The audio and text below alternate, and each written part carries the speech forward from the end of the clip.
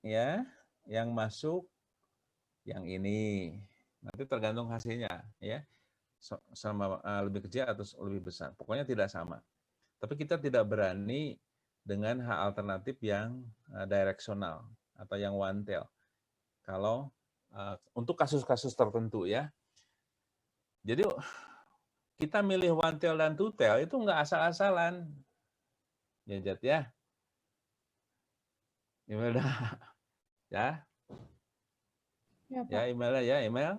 Jangan asal-asalan pokoknya sama one tail. One tail teh nah alasannya gitu ya. Kalau yakin misalnya lebih besar, bikin yang one tail atau yakin lebih kecil, pilih yang one tail. Ya. Nah, ini kalau alternatifnya seperti ini, gimana perumusan untuk hak nolnya? Terpengaruh tuh. Bukan murni seperti ini. Hak nolnya atau ya hak nolnya yang mau kita uji dan mau kita tolak ini, ya perumusannya adalah mu. Gimana? Email, ayo. Mu 0 yang mau kita tolak supaya masuk yang ini. Balikin tandanya, Neng. Oh, mu 0 lebih besar dari mu Lebih besar dan sama atau sama dengan. Lebih besar, jangan hilang tanda sama dengannya ya. Sama dengan mu 1. mu 1 gitu ya. Nah, itu notasi untuk uji hipotesisnya kalau diperlukan ya. Sementara perumusan verbalnya tergantung tadi. Kalau dalam konteks saya tadi ngajarin apa? Ngajarin tuple ya.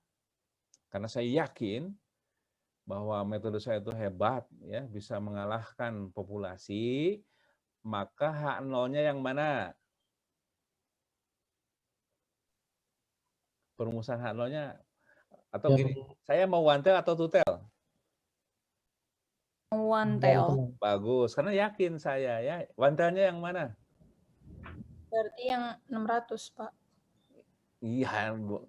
Ini 600. One tailnya yang mana perumusan hipotesisnya? Yang ini yang mu 0 lebih mu 0 kecil lebih lebih kecil dari kecil sama dengan dari Bagus. Wah, dapat A semua kalau jawabannya gitu ya. Jadi yang ini. Karena yang dikejarnya kan yang ini. Ya, yang mau ditolaknya kan mu saya, mu anak-anak saya harus sama dengan atau lebih kecil daripada mu populasi yang 500 ini ya. Nah, paham ya? Jadi hak nolnya saya akan yang ini dan saya pilih yang one tail karena saya yakin ya bahwa hak alternatif saya atau hak A atau hak 1 ya, hak risetnya ya, yang ini bahwa anak-anak saya akan punya min TOEFL yang lebih besar dari minnya si populasi ya. Itu itunya ya. Ternyata setelah saya tes, setelah saya ajarin ya, setelah saya ajarin TOEFL mereka beberapa sesi ya dengan teknik, strategi, kemudian saya ngajarin kosakatanya ya, ngajarin listeningnya, ngajarin strukturnya. Pokoknya saya punya cara yang hebat ya untuk ngajarin TOEFL. Udah, mereka ikut ujian TOEFL. Nah, ini hasilnya itu. Saya punya anak 30 orang misalnya, ya, 30 orang. Ini hasilnya itu. Min mereka itu 600. Jadi ada yang 670, ada yang 550, ada yang 580, ada yang 615. Pokoknya dirata-ratain 30 orang itu 600. Ngerti ya? Dan saya hitung saya DPS-nya 5. Maka untuk menguji apakah min ini signifikan, tidak bedanya dengan min ini, min populasi. Saya masukkan ke rumus yang ini. Ya. Rumus Z. Case 1. Ya. Yaitu rumusnya seperti ini, ya. Bahwa ya Z adalah X ya. X dikurang mu, ya. X-nya adalah X min saya, X anak-anak, yaitu berapa? 600. Ya. Dibagi, nah si standar deviasinya itu ya kita namakan standard of error, yaitu merupakan parameter dari ini kan ini ya adalah ya sorry ya ini sebetulnya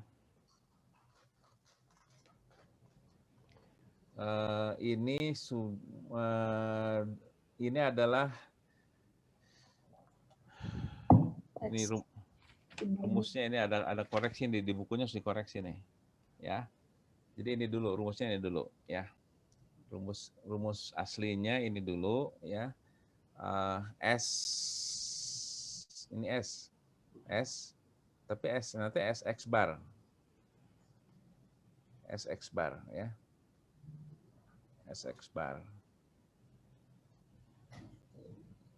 ya. Jadi di mana X bar, kemana-mana ya, di mana X bar, SX bar ya, kalau tidak diberikan oleh ininya, jadi ini dicoret aja dulu ya, tidak diberikan ini ya, yang diberikan adalah hanya mu-nya saja. Rx bar adalah ya, karena tapi kalau diberikan ini langsung saja dibagi 15 ya. Ini misalnya yang diberikan hanya mu-nya saja ya. Kita hanya ini namanya error of means, aproksimasi ya, aproksimasi dari standar deviasi populasi ya, yang diperoleh dengan rumus ya adalah standar deviasi sampel kita ya dibagi jumlah akar dari ukuran sampel. Nah ya, jadi kita bisa hitung ini, untuk dapat ini ya, yang di sini, ya. Tapi kalau tadi ya, kalau tadi kita sudah oleh soal sudah diberikan standar deviasi dari populasi, ya udah langsung aja pakai ya. Tapi misalnya ini tidak diberikan, hanya diberikan mu, maka kita bisa menghitung Z kita, grup kita sama dengan berapa X barnya?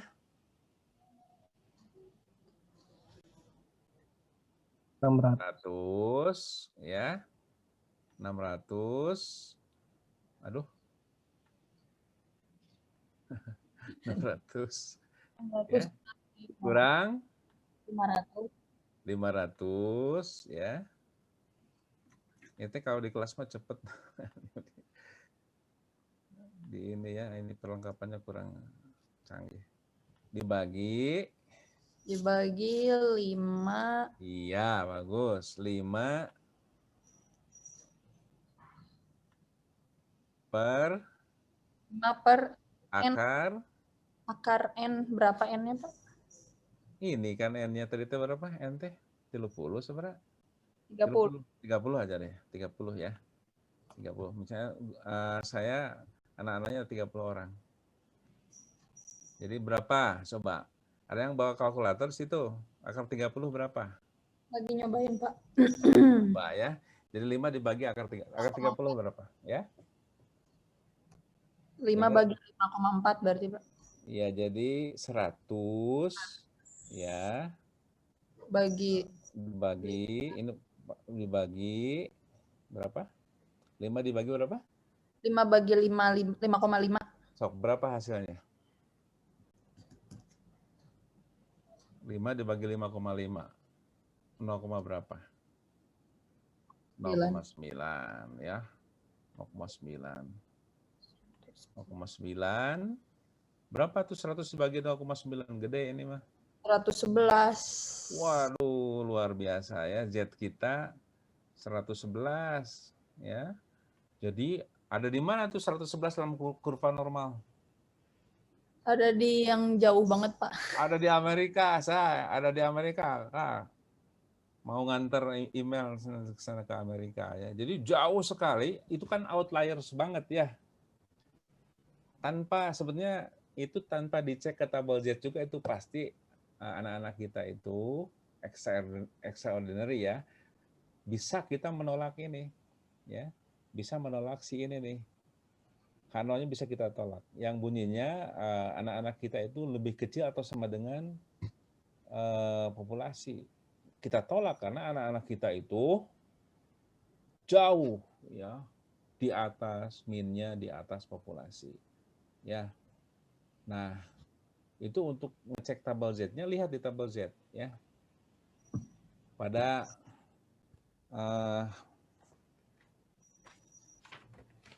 tabel Z pernah saya fotokopi ya. Yaitu kalau kita terapkan misalnya katakanlah level of significance-nya 5% atau 1% lah, 1% ya, 1%. Berarti 1% karena ini one tail. Ini saya ke bawahin dulu. Karena ini one tail, kita lihat kurva normalnya. Karena ini one tail, ya. Ya. Ke sini kan semuanya 50% ya. Ke sini semuanya itu 50%. 50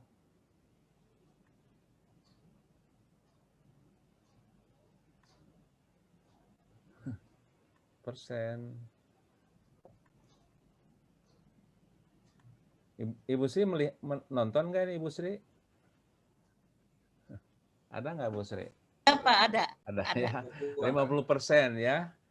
Jadi ya karena ini one tailnya kan positif ya yang ini ya. Yang ini kan. Jadi bloknya itu di kanan Pak, 1% itu. Di sini 1%. Ya. Ini daerah 1%.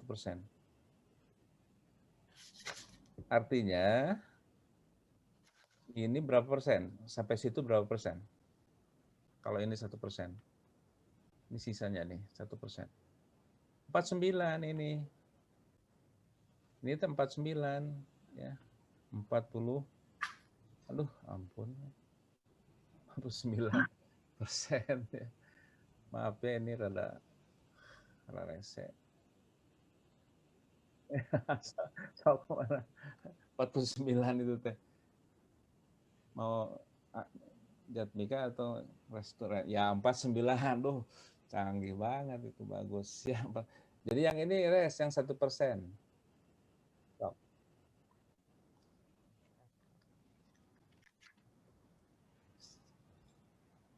Nah ya, jadi kita akan bisa menolak H0 kalau nilai Z-nya itu jatuh di daerah sini. Ya. Kalau nilai Z ini masih jatuh di daerah 49%, maka kita tidak bisa menolak 0. Kalau jatuh di sini Z-nya, tuh, ya, jatuh di situ, hapus. Jatuh di sini daerah yang ini, yang putih, maka we cannot reject null hypothesis. Artinya ya di daerah situ, maka ini ya. Dan ya 111 itu ya, Z 111 nggak ada gambarnya di sini. Karena akan di sana tuh, ke sana terus. Artinya dia itu sangat menolak H0 ya. Karena di sini ada titik kritis nih. Ini namanya critical value di sini. Pada Z sama dengan 1%. Di sini ya, itu yang disebut Z crit ya. Z crit.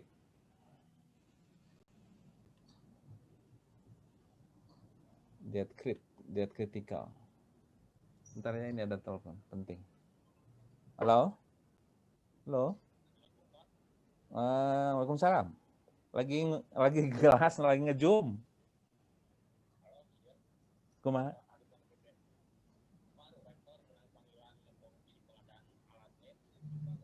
Alah. Kumaha eta? Ya.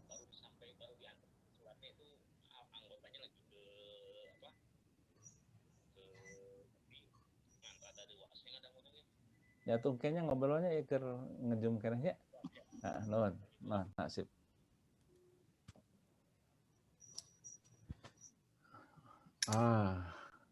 Sampai mana tadi teh? Jetcrit ya.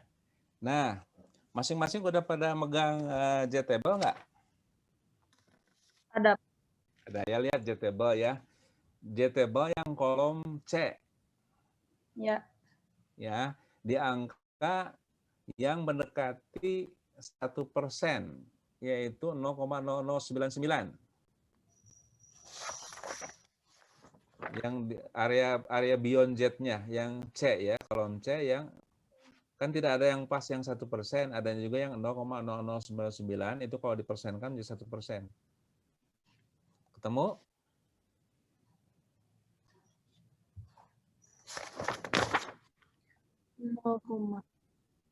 Yang C, yang area C, area beyond Z kan ada kolom-kolom tuh.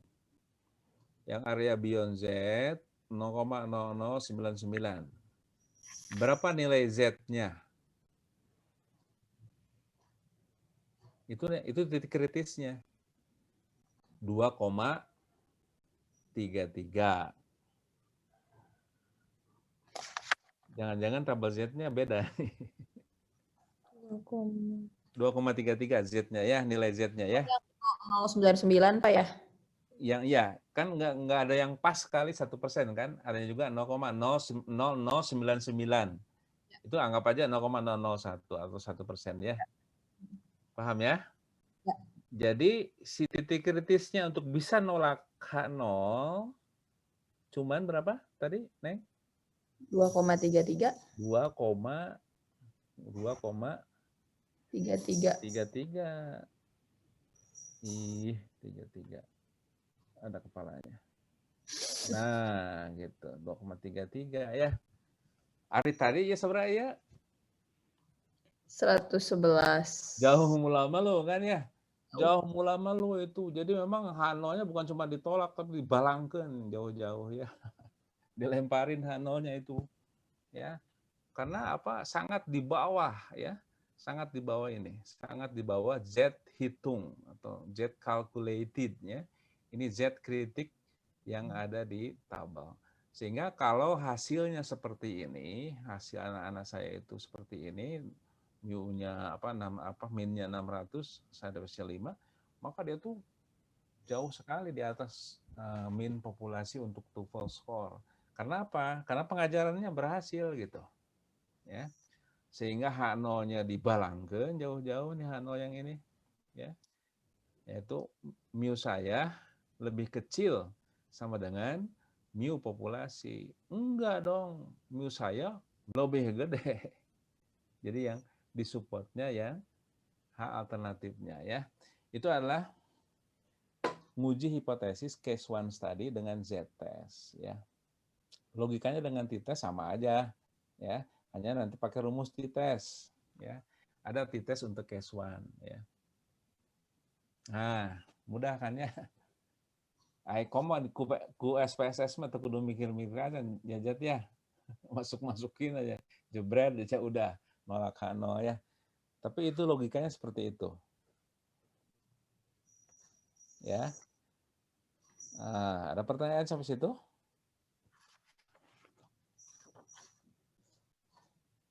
Jelas ya? Jelas. Nah, itu Z-test ya, case 1. Case 2-nya ya ada bedanya dengan case 1 sederhana ya. Case 2-nya sama logikanya, nanti sama ngecek Z kritiknya ya. perumusan H0-nya sama seperti ini, logikanya sama, H alternatif sama, hanya nanti min-nya bukan ngebandingin min populasi sama min sampel, tapi min sampel dengan min sampel dengan rumus yang berbeda ya. Tapi kalau ini paham, nanti itu hanya ganti rumus ya. Ada ngitung standar deviasi, ngitung min, gitu-gitu masuk aja ke rumus. Ya, nanti dapatlah nanti Z hitungnya. Z hitungnya yang ininya dapat, bandingin dengan Z kritik sama ya seperti ini. Hanya yang perlu saya tambahkan, kalau kitanya nggak yakin dengan hipotesis alternatif kita, apakah lebih besar atau lebih kecil, jadi ngambil yang two tail, ya. Jadi alternatifnya karena isunya nggak yakin, kita nggak bisa sepede yang alternatif yang ini, kita pilih yang ini, maka kita larinya menjadi ke two tail. Ya, kalau ke two tail nanti yang 1% itu dibagi 2. Jadi 0,5% ke kiri, 0,5% ke kanan. Otomatis nanti Z kritiknya akan ngegedean karena akan makin ke sana di sini ya. Yang di sini juga makin menjauh dari titik 0 ini ya.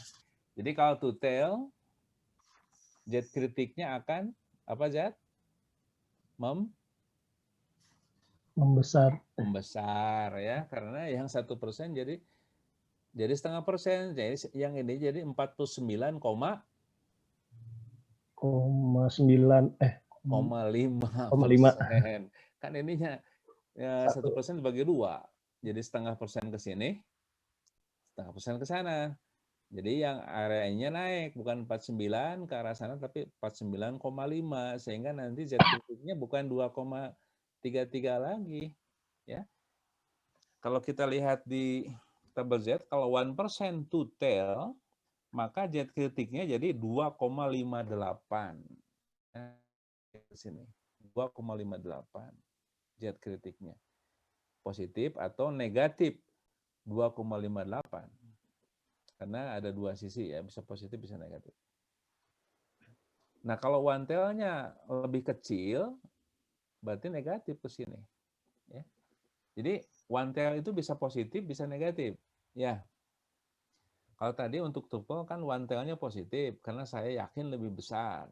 Tapi kalau untuk pabrik sepatu tadi, one tail-nya adalah negatif karena waktunya lebih sedikit. lebih sedikit, lebih singkat daripada mesin. Ya. Jadi intinya lebih besar atau lebih kecil tidak berbanding lurus dengan lebih baik atau lebih jelek. Ya, untuk pabrik sepatu waktunya lebih kecil ya lebih baik, lebih diinginkan kan? Waktunya lebih cepat, sepatunya banyak gitu. Tapi kalau untuk skor, ya skor yang lebih gede yang diinginkan gitu untuk kasus TOEFL. Jadi artinya tergantung kasusnya apa ya, itu yang harus kita pahami ya. Jadi boleh nanti mau pakai mesin apa aja silahkan, mau pakai SPSS, pakai Minitab, banyak ya. Pakai statistik itu banyak ya. Silahkan mau pakai apa saja, tapi yang penting ngerti logikanya. Ya, seperti itu ya. Oh, udah mau jam 3. Ada pertanyaan? Enggak ada. Enggak ada, jelas. Ya, nanti A semua kalau ngerti semua ya. Oke, ini adalah membandingkan dua min ya, dengan beberapa asumsi tadi ya. Jadi bisa pakai Z-test, bisa pakai T-test ya.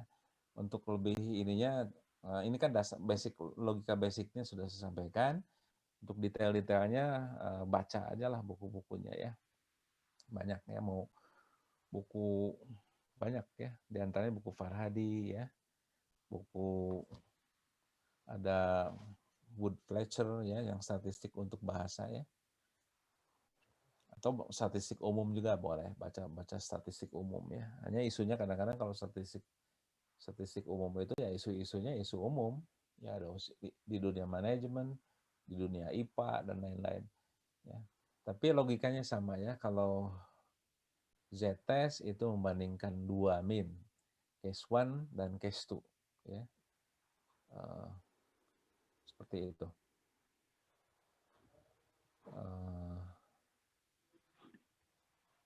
Salah satu desain penelitian ya untuk tujuan itu, membandingkan 2 min. Karena nanti ada membandingkan 3 min. Kalau udah lebih dari 2 min tidak bisa dengan bolak-balik dengan t-test atau z-test, tapi harus serentak ya, membandingkan 3 atau 4 min serentak itu dengan ANOVA ya, nanti dengan ANOVA. Nah,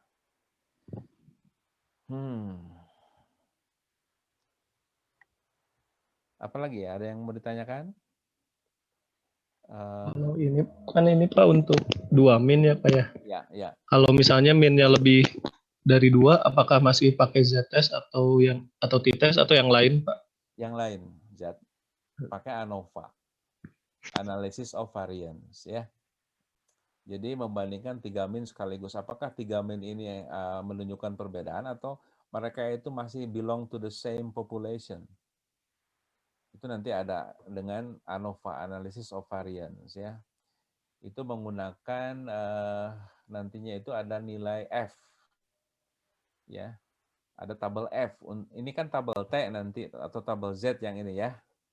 Untuk ngecek critical value-nya itu, critical value-nya atau T-table-nya atau Z-table-nya, ada tabel Z, tabel T. Nah, untuk 3 min, itu kita ganti tabel lagi. Ya. Ada seorang jenius matematik namanya Fisher. Fisher sudah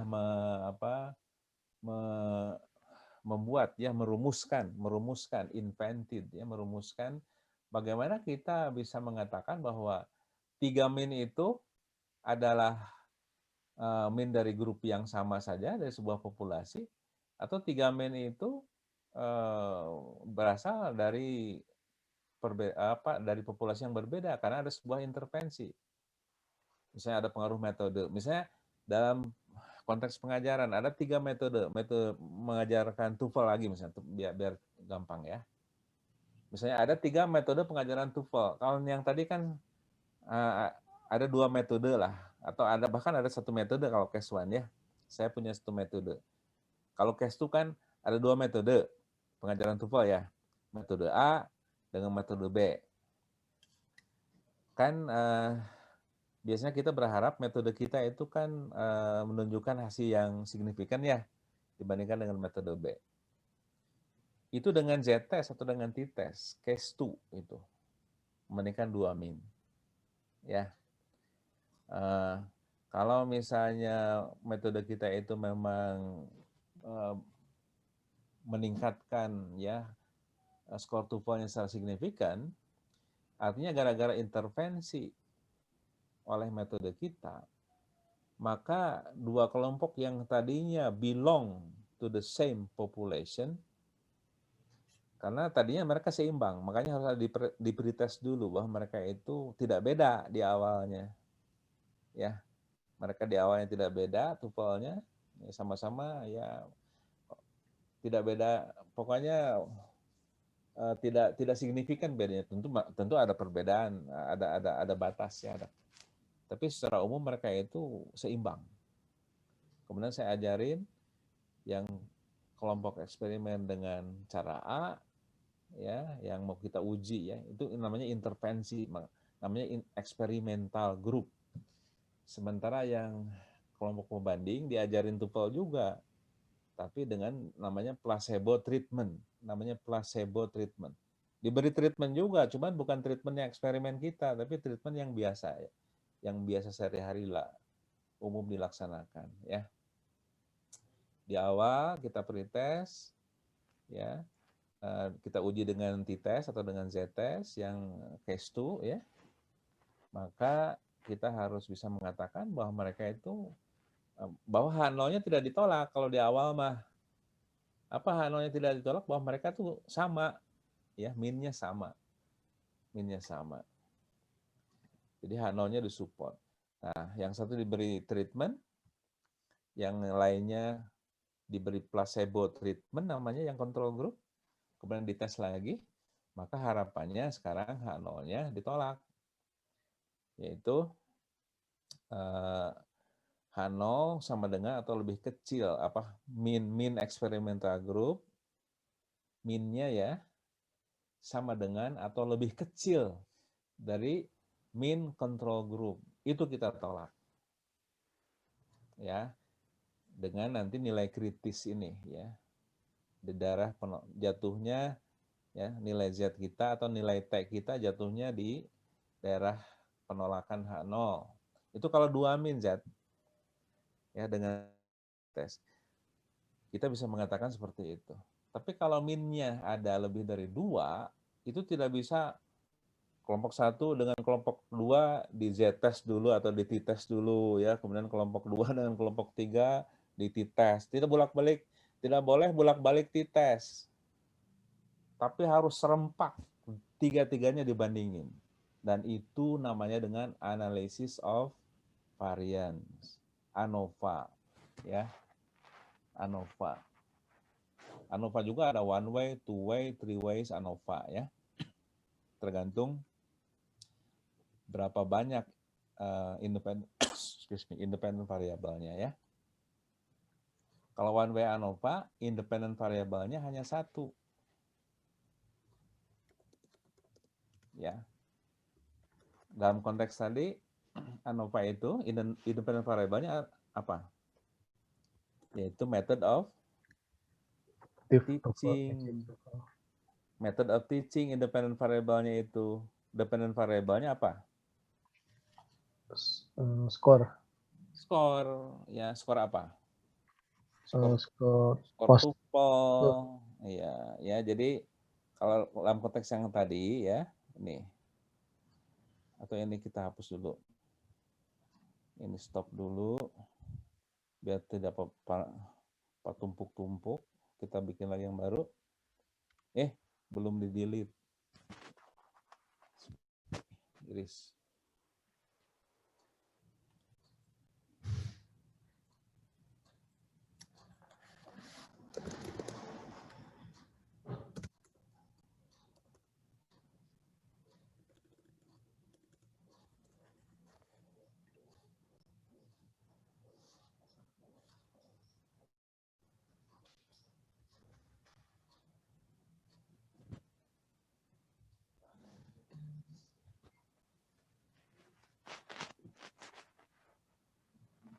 Nah, ya.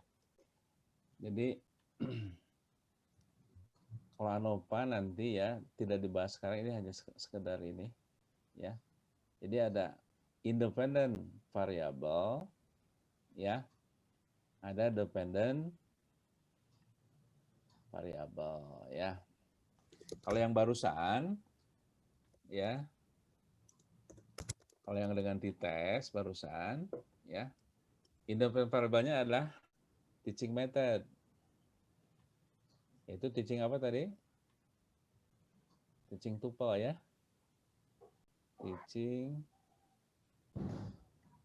Teaching lah itu method ya. Dan variabelnya adalah skor.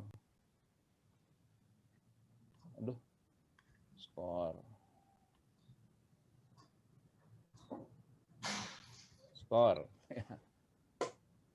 Ini kayak anak TK aja. Skor ya. Jadi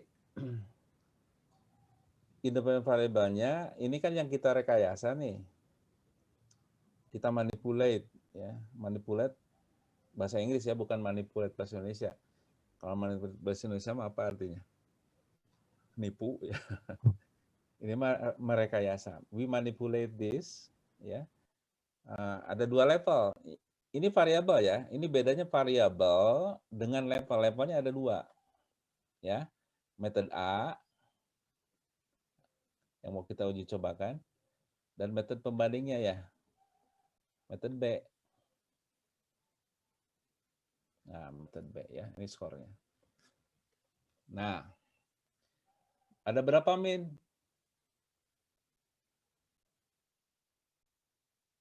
2 min. Ini kan nanti akan menghasilkan min ya. Ini si ini akan punya nanti di sini ada minnya kan ya.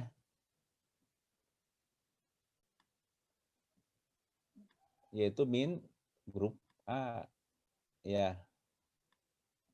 Ada minnya. Ya. Karena di sini ada 30 orang maksudnya. Makanya min dari 30 orang itu.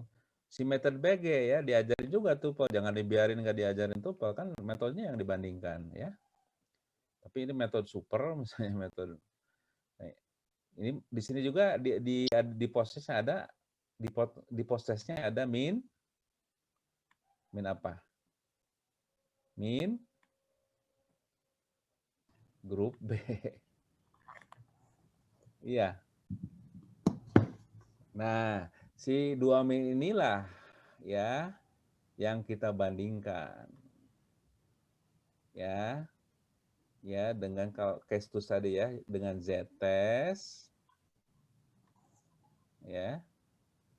Ini teh Z. Mana restu teh?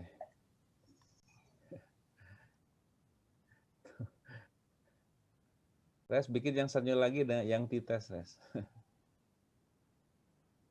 Ya, di bawahnya. Ya, di bawah Z-test. Ya. Nah, ke atas sedikit harusnya. Di daerah sini nih, biar daerah sini. Di sini nih. Nah, t-test. Good boy. Oke. Nah ini ya, karena ada 2 min kan, min A, min B, boleh pilih mau pakai Z-test untuk menguji bedanya atau pakai t-test gitu. Kalau ada 2 min, variabelnya satu, independent variabelnya satu, itu teaching method. Tapi ketika misalnya ada 3 method atau lebih, ada method, tambah lagi Z, misalnya di sini ada method C, ya, method D untuk ngajarin tuple. Ya, nah, ada min C, ada min D. Nah, ini tidak bisa lagi dengan t-test. Ya. Nah, ini mah untuk katakanlah ini untuk 4. 4 ini sekaligus ya. Ini pakai yang kita sebut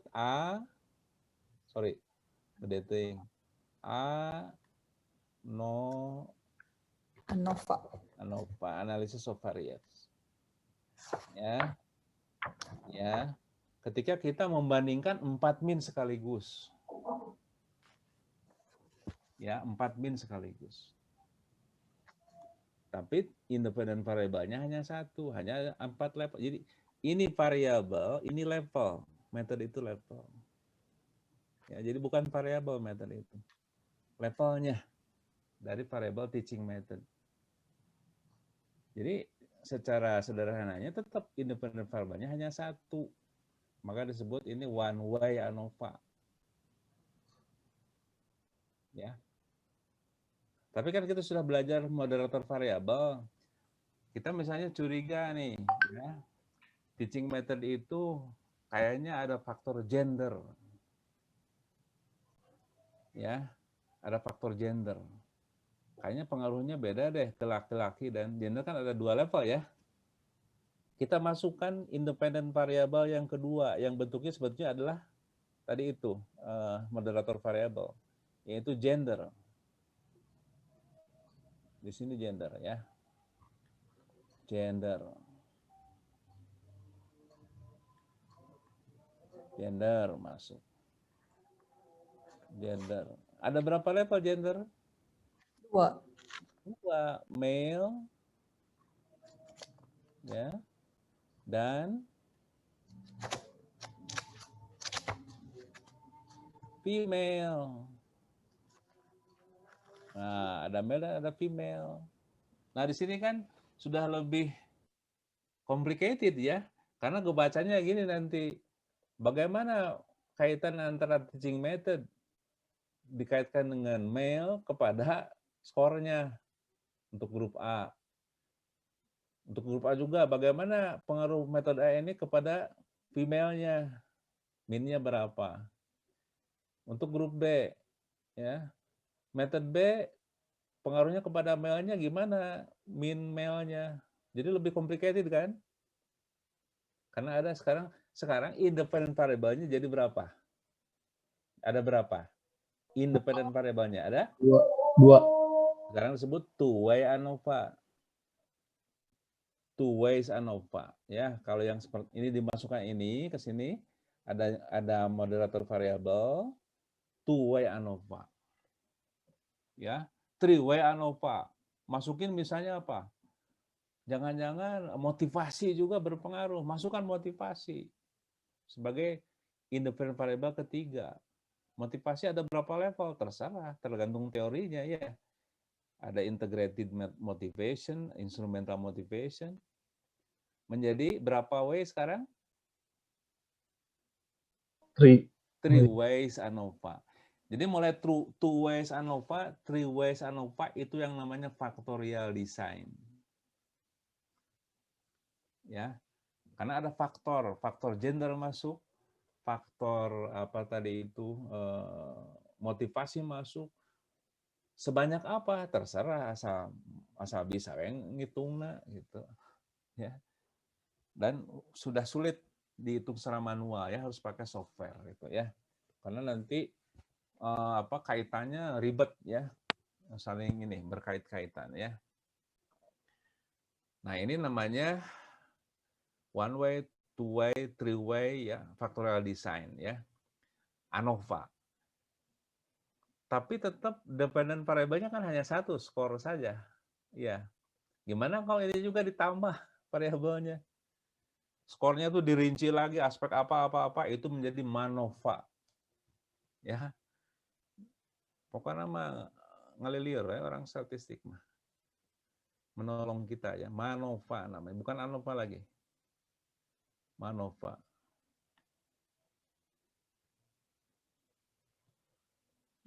Multivariate analysis of variance, ya, multivariate analysis of variance, ya, MANOVA. Itu adalah beberapa saja desain statistik, di samping yang lain-lainnya masih banyak ya, tergantung dari kaitan antara variabel-variabel penelitian. Nah, itu konsep besarnya seperti itu ya, antara ini. Jadi kalau masih satu variabel, independent variabelnya, dan hanya dua saja levelnya, dependennya satu, pakai z-test atau t-test. Ya, kalau datanya normal. Kalau tidak normal, nanti pakai Mann-Whitney yang non-parametriknya. Ya. Kalau 3, 4, pokoknya lebih dari 2, tapi independent variabelnya masih tetap satu, maka nanti pakai ANOVA. Ya. Secara serempak, ya nanti mengetahui apakah ketiga atau keempat min ini memang beda-beda secara signifikan. Nanti yang mana yang bedanya ada tes berikutnya ya. Karena kalau hanya mengatakan ada beda, nu bedana nu mana kan gitu kan ya logikanya. Apakah B jeung C nu beda teh atau adan B mah belong to the same population, hanya C aja yang cering sendiri, atau ini masing-masingnya beda. Bedanya yang mana itu ada tes namanya, ada tes berikutnya, ada tes susulannya. Jadi tes pertamanya hanya mengetahui saja bahwa di antara keempat atau ketiga ini ada perbedaan yang signifikan atau tidak signifikan.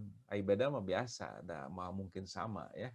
Tapi secara statistik itu perbedaan karena biasa saja, karena random saja, bukan karena sebuah intervensi, bukan karena sebuah pola yang jelas ya.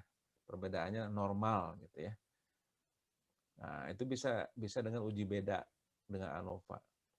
Dan nanti dilanjutkan, bedanya yang mana, di mana terjadi perbedaan gitu. Apakah yang C gitu yang beda dengan A, B dan D, atau yang mana? Itu ada uji berikutnya, uji terusannya. Tapi semuanya itu adalah ANOVA ya. ANOVA. Jadi kalau ANOVA yang one way itu min-nya bisa theoretically bisa sabaraha aja, nggak harus 3, pokoknya lebih dari 2 aja. 3, 4, 5, 6, 7, 8. Hari itu capek menghitung. Yang harus logis saja, dasarnya harus logis. Kalau ininya apa? Mulai ada 2 variabel, jadi variabel utamanya adalah independen utamanya adalah misalnya teaching method, moderatornya adalah dilihat dikaitkan dengan gender, dengan motivasi, dengan intelligence, dengan misalnya L1 background, ya, sekaitan dengan teaching method, asal semuanya ada logikanya. Jadi jangan asal nambahin moderator variabel. Jadi nanti abuse of statistic itu.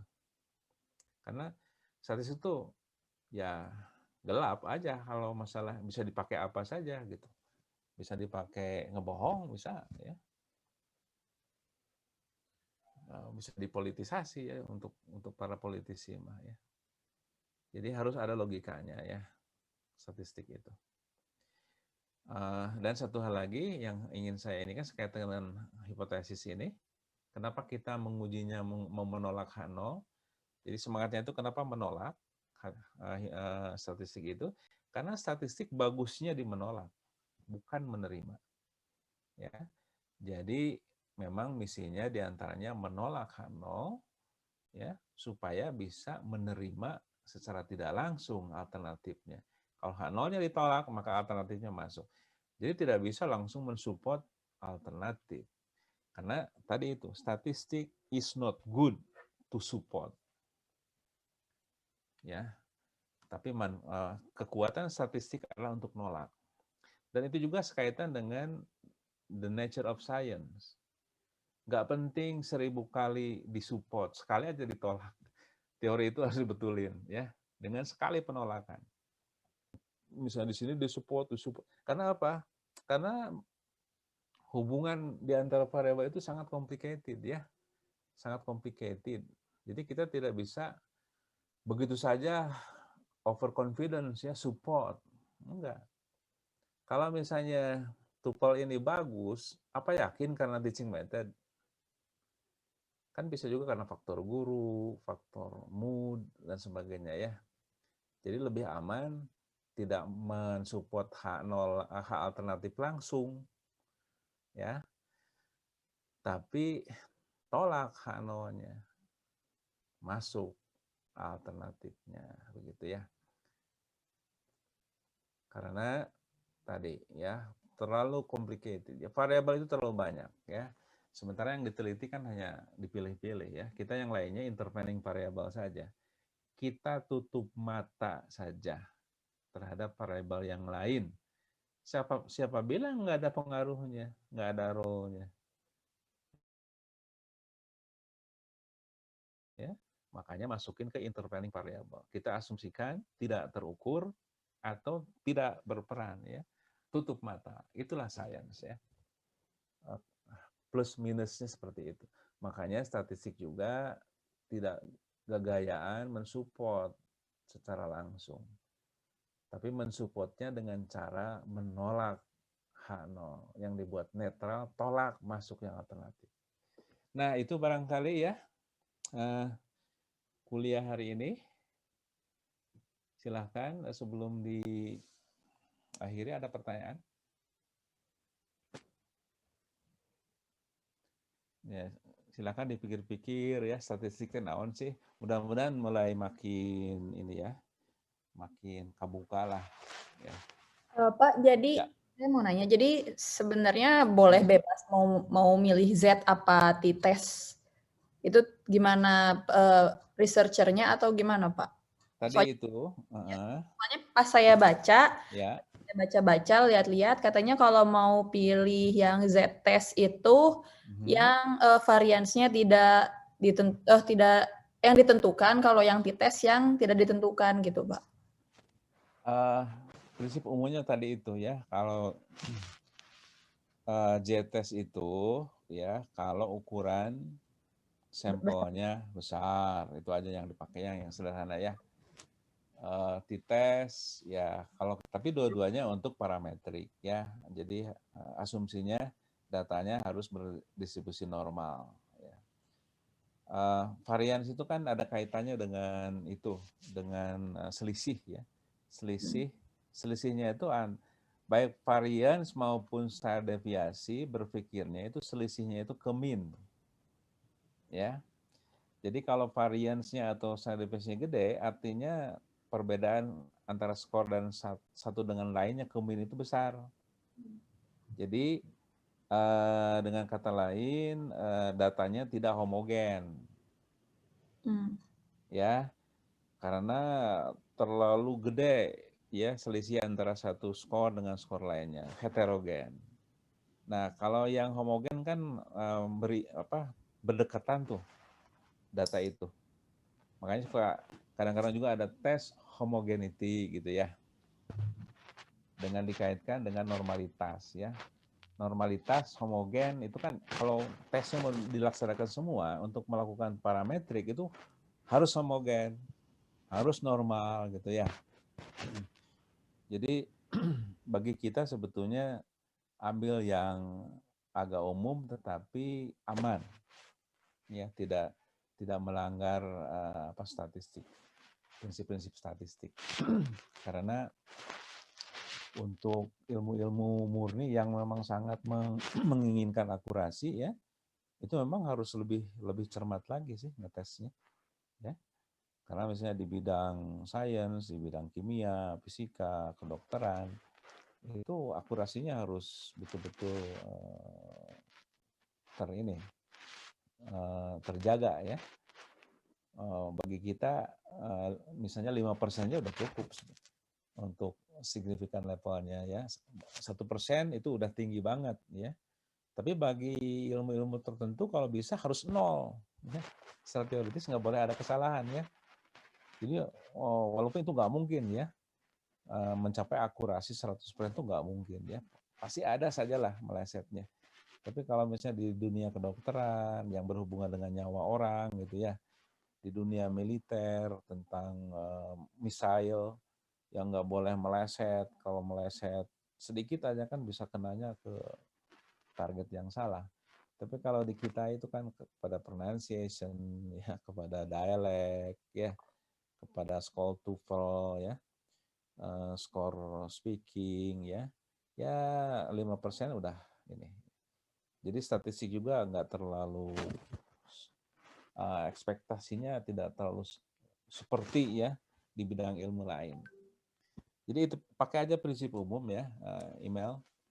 Jadi Z itu kalau ukuran sampelnya besar, datanya kalau T-test yang 30 ya, fleksibel.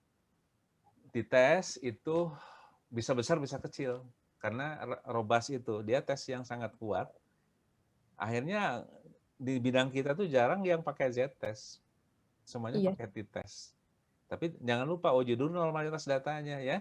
Kalau misalnya di bawah 30 dan ya kalau di bawah 30 otomatis harus uji normalitas data. Ya, baru kalau udah normal baru pakai T-test. Kalau nggak mau uji normalitas data, ya ambil minimal 30 ya dan sampelnya random. Itu. Jadi pakai asumsi. Ya sains tuh pakai asumsi. Mudah-mudahan asumsinya benar. Tapi angka 30 itu udah diuji kok oleh para ahli ya. Jadi dia asal random maka tidak meleset jauh dari karakter kurva normal katanya begitu statementnya. Ya, Pak. Waktu S1 saya pakai T-test dan semuanya random sih, Pak. Random, iya. Berarti uji normalitas enggak? Enggak, tapi saya ngambilnya random aja. Dan 30? Ya. Ya, aman itu. Jadi tesisnya nggak bohong-bohongan. Secara statistik aman ya, tidak akan dipermasalahkan di kemudian hari. Tapi kalau ngambilnya di bawah 30, walaupun random, tetap harus uji normalitas. Apalagi kalau nggak udah di bawah 30 nggak random lagi, ya harus uji normalitas. Baru boleh pakai T-test. Jadi T-test itu ada asumsinya, jangan asal pakai. Setiap prosedur statistik tuh ada asumsi dasarnya harus kita ikutin supaya nanti kita tidak salah mengambil kesimpulannya. Asumsinya dipenuhi dulu, baru kita pakai. Begitu. Ada lagi? Kalau tidak ada? Udah. Sudah ya. Ibu Sri paham? Pak, belajar lagi di rumah, diulang lagi Pak. Iya, diulang lagi ya. Pak Yusuf, aman? Yusuf aman ya? Ya, alhamdulillah. Aman ya. Bias aman, Zatmika insya Allah aman ya. Imal juga aman. Oke, terima kasih. Iya. Sampai sini dulu ya. Mohon maaf bila ada kekurangan. Saya foto screen dulu. Sekian. Assalamualaikum warahmatullahi wabarakatuh. Tetap sehat ya dan semangat. Waalaikumsalam warahmatullahi Ya, boleh. wabarakatuh. Terima Boleh, kasih ya. Pak. Boleh lip ya.